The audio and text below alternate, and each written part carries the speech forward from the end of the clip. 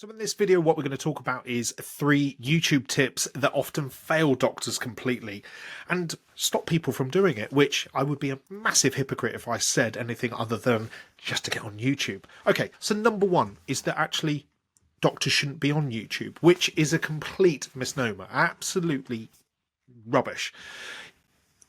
Often doctors will get concerned or scared about the GMC and what they have to say, and I fully agree that you need to be mindful of where the GMC fits into social media. They've got specific guidance on GMC and your duties as a doctor on social media, which basically means that if you're presenting yourself, that what you should be saying is accurate and true to a point.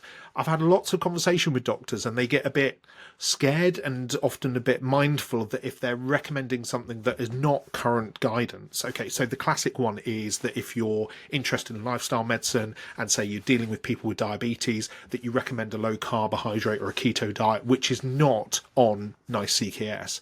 Now, with this one, I would say sort of like be cautious with this, but on the counter, like if you can evidence it, so there's a lot of good evidence, for example, about ketogenic diets that can reverse and significantly improve diabetes, that actually just use that as your reference source and actually be very honest in your video in terms of saying, look, this is not on national guidance, but if you go and read this paper, this paper, this paper, which is actually a lot stronger evidence than what the guidance is based off, then that can be great. And so use your ability to read scientific papers and present that into the video itself. And I've seen some excellent doctors. So Dr. Ruth on Wise Women Wellbeing does this, where actually she'll have a little pop-up of the actual reference to the paper that she's talking about. So it allows the audience to go away and read it themselves.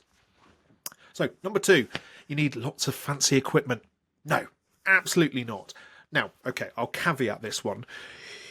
You starting out, if you want to start out and you want to see whether you like it, do not use equipment or lack thereof to stop you from going onto YouTube, but treat it more like a video game. Sort of like, you know, when you start out, you're a warrior, you're a knight or whatever, and you're going out with your very basic kit and equipment. You've got the basic shield, the basic sword, and as you progress, yes, by all means upgrade. Do not go out and buy a fancy camera, because actually, you know, your visual quality doesn't really matter. I'm recording this on my Mac, which is several years old, and what I've done though is that I've manipulated it so, as you can see, as the sun's shining through, that I've got a light source behind the camera, and that will improve any visual quality. If you are desperate to spend money, invest in decent audio equipment. So I've got a Yeti mic, which is often, which, because I'm recording this and I'm static, is really, really good for a decent sound quality, because sound quality will trump visual quality any day of the week. So if you're going to invest in something, make sure you invest in that. I've got an ebook, which I will leave a link to below, which talks through all about different kit and equipment that you can go and buy, and it will sort of help you get established. Editing wise as well, yes, you'll see lots of fancy software out there like Adobe. I use Camtasia, but actually if you've got a modern laptop, a lot of them will come with an editing software built in. Just use that, it's absolutely fine. If you're thinking about the next step, I think having a look at Canva as a social media tool is really useful, because you can do a lot of stuff on YouTube, like your thumbnails, the banners, but actually it's got video editing software here. And even on this channel, some of my earlier videos were done purely on Canva. So finally, we're going to talk about whether it needs to be high polished and high edited. You know, think about Diary of a CEO with all these lovely, gorgeous reels that pop up on your end. And I think actually not.